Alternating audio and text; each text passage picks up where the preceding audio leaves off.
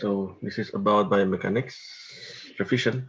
So today we are going to review what we have learned so far, yeah, until this time. So until week, more or less until week six. Yeah, today is we are week six, but we skip about two sessions. Yeah, 2 hour session. So it is not completed in 5 weeks. So more or less maybe we already studied this biomechanics for about four weeks, yeah, and we have learned quite a lot, yeah, related to statics. So again, this material I take with permission from Professor Rafiq, University Technology Malaysia, when I was also assisting him in teaching biomechanics that time, yeah, at UTM at the biomedical engineering department. So we have learned the first 2 or 3 weeks. We have learned about the statics of particles in two dimension. Yeah? We have learned the statics of particle in two dimension. We have learned how to calculate the resultant, and then also we have learned how when the condition is in equilibrium, then how can we calculate the unknown force that makes up that equilibrium. Then afterwards we expanded further. We have expanded further the analysis to be in three-dimensional space for particles as well. We calculate how the resultant of forces in three dimension can be calculated.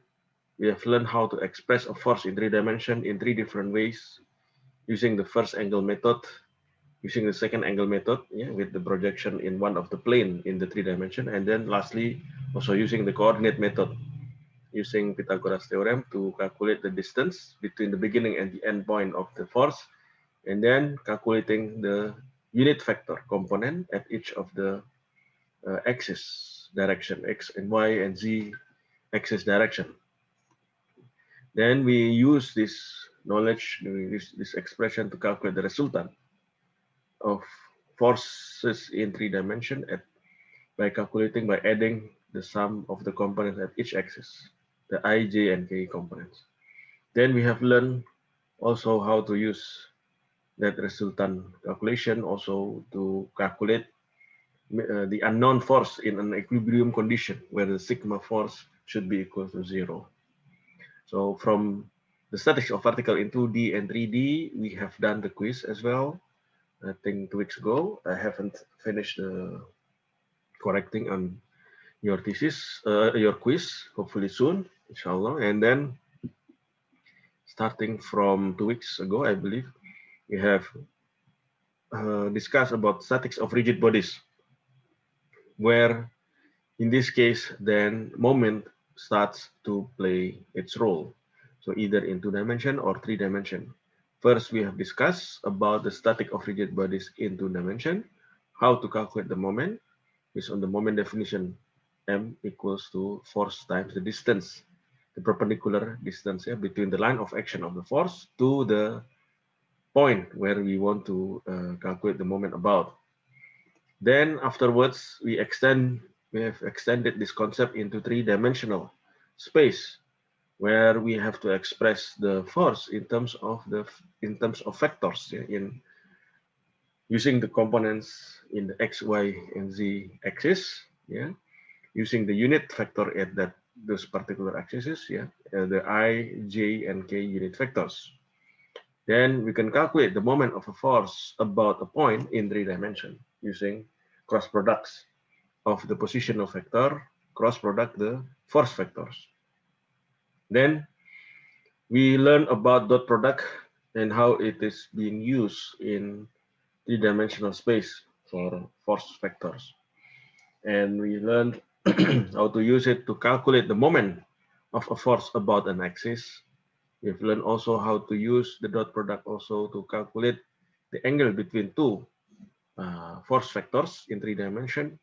And we have learned also how to use the dot product to calculate the shortest perpendicular distance between the line of actions of two force vectors or between one force vectors and an axis. So hopefully then this part, yeah, the statics of rigid body, we will have the quiz maybe somewhere next week. So please be ready. And please also be ready, you and Gary, to prepare your first report on the project assignment that will be supervised by myself and Ibu Lydia. So we will have your first project report uh, reviewed and marked, yeah, next week. Okay, for the project, these some sketches that, so hopefully by the end of the midterms of this semester, we will have already 3 marks at least, yeah, from 2 quizzes and 1 project assignment, and maybe from homeworks as well. Okay, so for the resultant of force in 2 dimension, we have learned how to use these 3 methods: the graphical method to use ruler and to draw the scale to scale. Yeah. So this one means that we need to measure directly using ruler. Then we have learned using also trigonometric method using sine and cosine rule. Yeah, how it can be used to calculate the angle and then also the force magnitude. Yeah, when we can find the triangle in the corresponding forces that is play role there. Then if we are using Cartesian coordinate, then we can use rectangular components of the vector of the force vectors, yeah, resolving each of the force vector into the x and y components in 2 dimension, and then adding the each of the x components from different forces to obtain the x component of the resultant force, and similarly also with the y components. So when during equilibrium, all the sigma force should be equal to 0. The force vector at 2 dimensions should be 0, which means that the sigma fx, or the resultant of all the x components of the forces, should also be 0, as well as the sigma fy, all the resultant of all the components of the forces in the y-axis should also be equal to 0.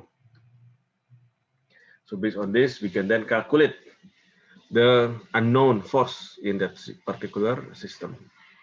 So similarly, we can use these 3 different methods for finding the solution, either using graphical way, using ruler and draw to scale, or using trigonometry, which is more a little bit analytical, or a completely analytical method using the rectangular components of each of the vectors, force vectors in the problem. What is important is the use of free body diagram to identify all relevant forces of the particle. So sometimes the problem is not shown in directly immediately as free body diagram, but as a picture or illustration of the real problem in the real life. Then you need to draw the free body diagram. So this is similar like in engineering circuit analysis, electrical circuit analysis, from a real picture of electronics. In order to be able to analyze it, you need to be able to draw first the circuit diagram. Yeah? Where is the node, where are the branches, where are the loops and meshes, and then from there you can calculate using the available laws like Kirchhoff voltage law, Kirchhoff currents law, and Ohm's law, and many other law to find the unknown electrical parameter. So similarly in statics, yeah, especially statics, in biomechanics statics, we have to use free body diagram first. We have to draw the corresponding free body diagram to a problem. Afterwards, then we can identify the relevant forces of the system and then calculate the unknown of that system. We have also studied about cables, ropes, wires, and pulley, and the 3 different methods for getting to the solution. Yeah, similar like before. So using either graphical method or trigonometry, sine and cosine rule, or rectangular components by resolving the force into x and y components. And similarly, we have to be able to use free body diagram to identify all the relevant forces of the particle. And what some points to be taken in cables, rope, wires, and pulley is that cables and ropes are always in tension. They cannot be compressed, yeah, but they are always in tension, being pulled from both its end, so in tension. Because if it were compressed, then it will buckle, right? Then we have learned also in pulley that the force is being deflected, yeah, by the pulley, but the magnitude will stay the same because it is transmitted through the wires that being rounded around the pulley.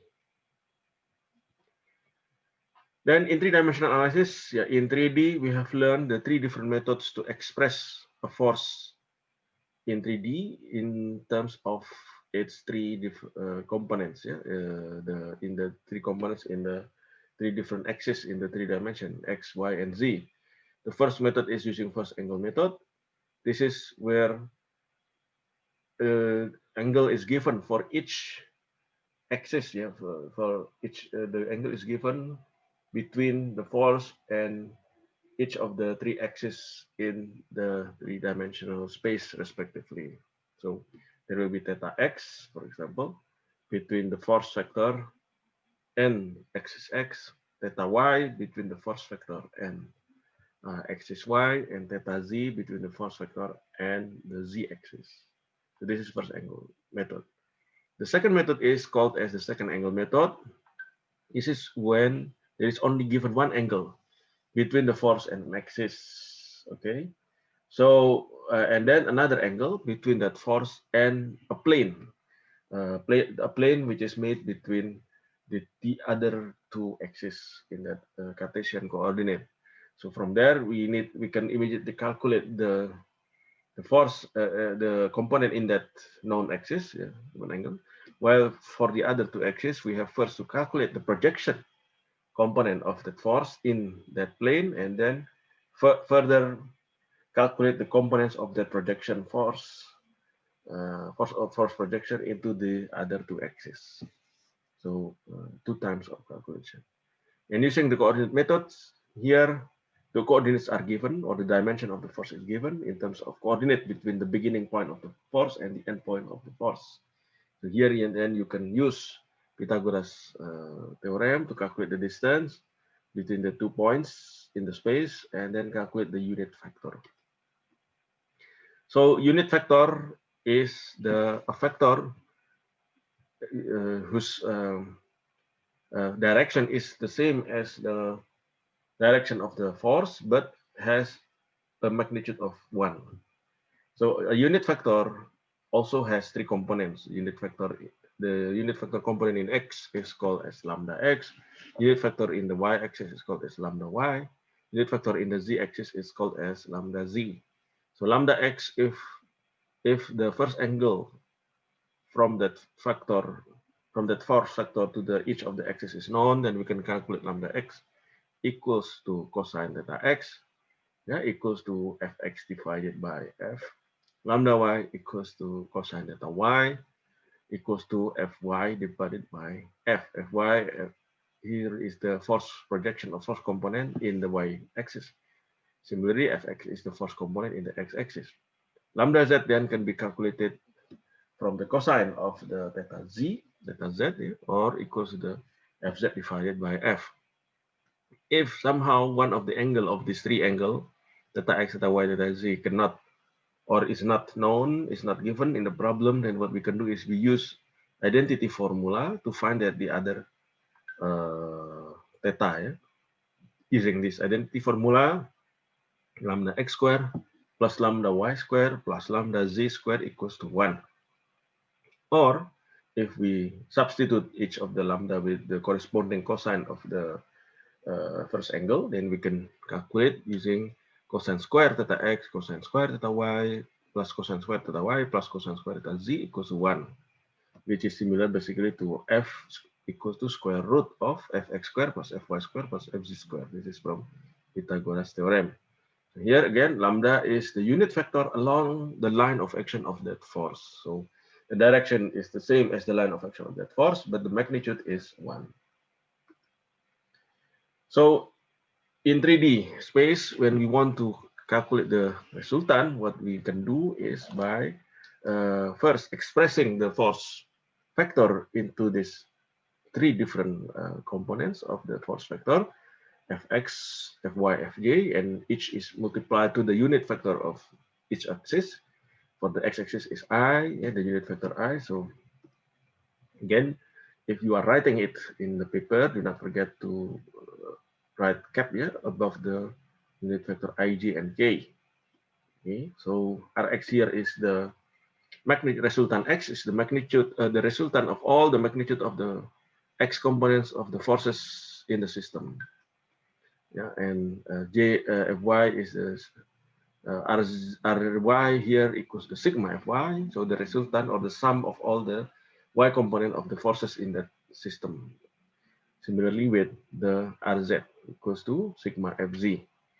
So here the y components equals to the y component will be Rx equal to sigma Fx. J component is Ry equal to Fy, and K component is the Rz, yeah, equals to Fz. Okay, then okay, the all drawing. So during equilibrium condition, the resultant should be zero. Sigma F should be zero. It means the sigma at each of the axis, the sigma of the forces at each of force component at each axis should also be zero. So sigma Fx I plus sigma Fx sigma plus sigma Fyj plus sigma Fzk should also be equal to zero. So when we separate this force, the resultant force into each of the component, yeah, here it's usually drawn like this, then the I component sigma Fx will be equal to zero. The J in the J component sigma Fy should be equal to zero, and sigma Fz should be equal to zero. Okay. Then the next discussion is on the rigid bodies. Yeah, this is where the dimension, the shape of the bodies are also taken into account. Here, then we do not only have the translation, yeah, of the straight movement or motion of the particle or the body, but since the shape is taken into account, so we have to know where the force is being directed into that shape. So this may cause a moment in that body in the object, so that the moment will cause rotation about certain point within that object. So in two dimension, the moment of the force about point is defined as m equals to force times the distance, yeah, times the distance. And we have learned also about Varignon's theorem. The moment of a force about a point is equivalent to the summation of the moments of the forces components about that point. So this is form the foundation to make it easier to analyze the resultant moment that happens about a point. When we have a force happening on certain part of the body, we can first resolve that force into the x and y component, for example. And then we find the moment caused by each of these force components. Afterwards, then we can add all the moments that happen due to that force components, and that the sum of that moments will equal to the moment caused by the original force before we split into its different components. So the result should be the same according to this Varignon's theorem. And then we have also learned about the principle of transmissibility. The moment of a force about a point is the same as long as the force lies on its line of action. So wherever we put the force along the line of actions, as long as it stays within that line of action, then the moment caused by that force about a point will still be the same. What is important in this case is the perpendicular distance between the line of action to that point. This is the principle of transmissibility. Then in 3 dimension, we have learned how to express forces in terms of IJK components. And then we learn that about cross products, yeah, P cross Q and Q cross P, which is not equal. They are not equal. The magnitude is P Q sin theta. The magnitude is the same, equal. However, with vector product, with cross product, the direction also plays a role. So we have to predict the direction using right-hand rule. So for example, if in this picture, P cross Q, the direction will be towards the screen. Well, if it were Q cross P, the direction will be coming out of the screen. That is why, since the direction are opposite to each other between P cross Q and Q cross P product, so there is no, the commutative law is not valid in vector cross product. In dot product, on the other hand, commutative law is valid. So P dot Q equals to Q dot P because the result is a scalar. There is no direction. It doesn't have any direction. It just they just have the magnitude, yeah, of the product.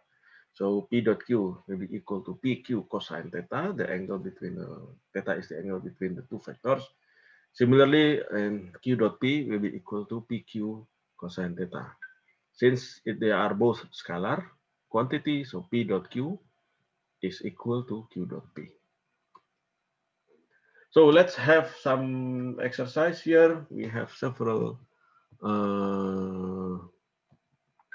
example, yeah, of exercise. Let's immediately try this one. The first exercise here, basically we have done in the first quiz, yeah, similar to the first quiz, yeah, on the resultant in 2 dimension of forces. This is also similar with ropes. And then this is resultant in 3 dimension. We have also did this as exercise in the quiz 1.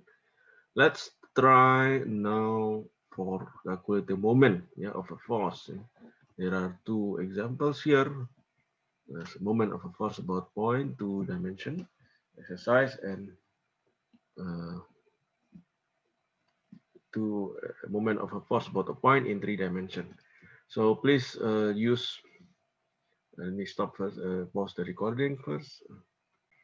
Resume recording. So we have here an L-shaped beam. Yeah, an L-shaped beam. Determine the magnitude of F3. Yeah, F3 force. Yeah, on the bottom part.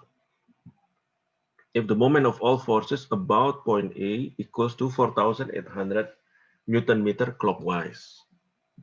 Yeah, when F1 is known to be 300 Newton, F2 is known to be 400 Newton. Okay, F3 is not known, but we know we can calculate the angle here. Okay, we can calculate the angle. F2 is known, F1 is also known. The distance also known here. F1, the y-axis component of F1 has a distance of 2 meter. F2 is 5 meter. Yeah. Then F3 has a distance of 4 meters. The horizontal, yeah, towards from the A point, from the point A. Okay, so how would you calculate it? So you have to use the Varignon theorem. And you use Varignon theorem to calculate the moment caused by each of the x and y component from each forces. Okay.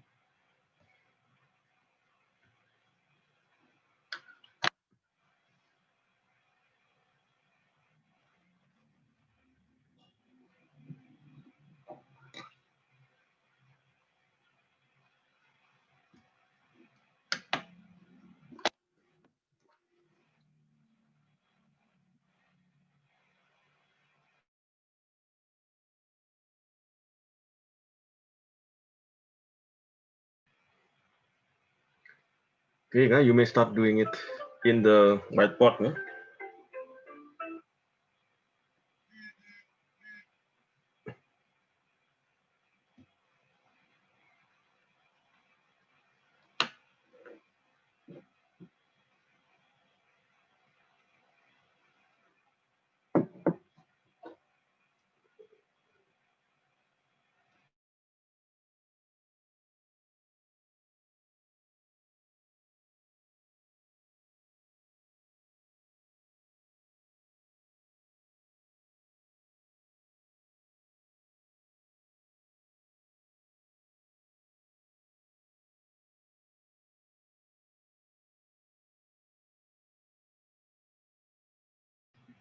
You have to be careful that each of the force has two components, X and Y component.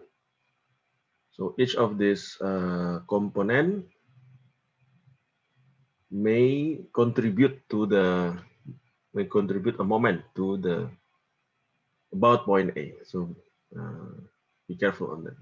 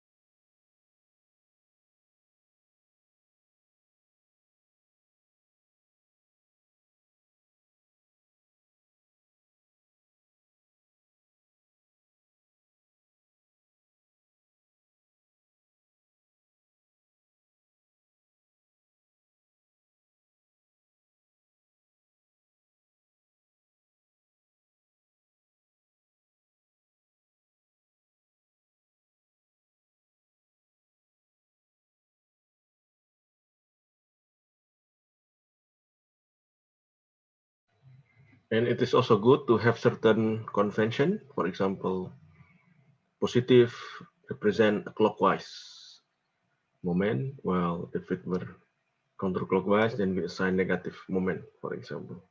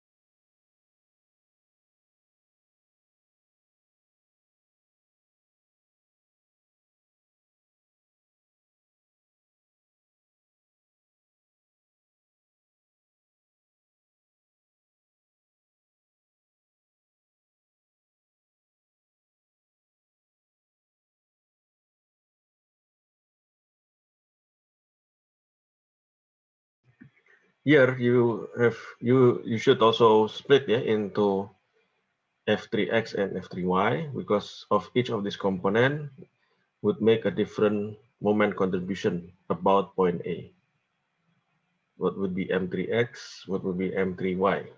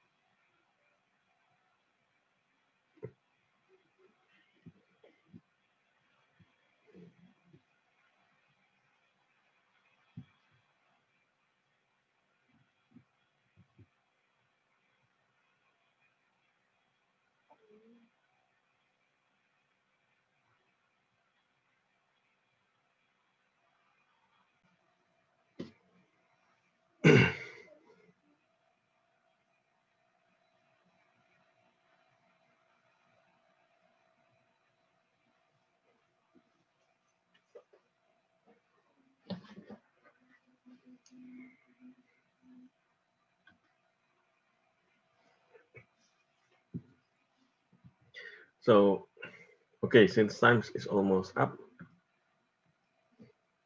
here in 2 dimension, you don't really, the moment is a scalar. Okay, the moment is a scalar. So here the sigma moment total should be equals to 800 Newton meter clockwise, right? So this should be equals to the minus F3 times 3/5, yeah. Then plus F3 4/5, okay, and minus 1,200 12.44 Newton meter. So you do not need to use square root like this, because they are not, the moment itself is not a factor in 2 dimension. Remember just FD, right? Moment by definition equals to FD in 2 dimension. Only in 3 dimension, the moment is a factor R cross F. So from here, then we can calculate, what is this? F3 4.5 minus F3. So F3/5, right? So 4,800 Newton meter equal to F3/5 minus 1,212.44 Newton meter. So F3 divided by 5 equals to, how much is this? 4,800 divided by 1,200, 4,800 plus 1,212.44. How much is it? Can you calculate? Just mention it. I will. 6012. 6,000. 6012.44. How much in numeral? 6,000. 6012. 6,012. Yes. Okay. 0.44. 0.44 Newton meter, right? So it means F3 will be equals to 5 times 6,012 equals to how much? 3,000, 30,000. 30,000. 30,000. 3,000 And 60. 62. Huh? 62. 30,000. 30062. 62, yeah. This one becomes 62. Okay. So here we know that the direction of the force is positive, right? This F3 is positive, right? So we know that it is according to the arrow shown indicated in this picture. Yeah. So that is also in 2 dimension. You do not need to be concerned with the vector. Yeah. So that's why we don't use the actually it's okay. You don't need to erase your writing. Yeah. So we know that what is wrong or not. Yeah. So you don't need to use square and then square root, etc. like that. So you thought it will add up. So the combination based on the Varigno's theorem. All the moments due to Fx and Fy will be combined because moment is about rotating the structure clockwise or counterclockwise in 2 dimension. In 3 dimension, yes, we need to use vector notation because by definition in 3 dimension, the moment vector is the position vector cross product the force vector. Yeah, so cross product the force vector here. Okay. With that, thank you very much. I would conclude the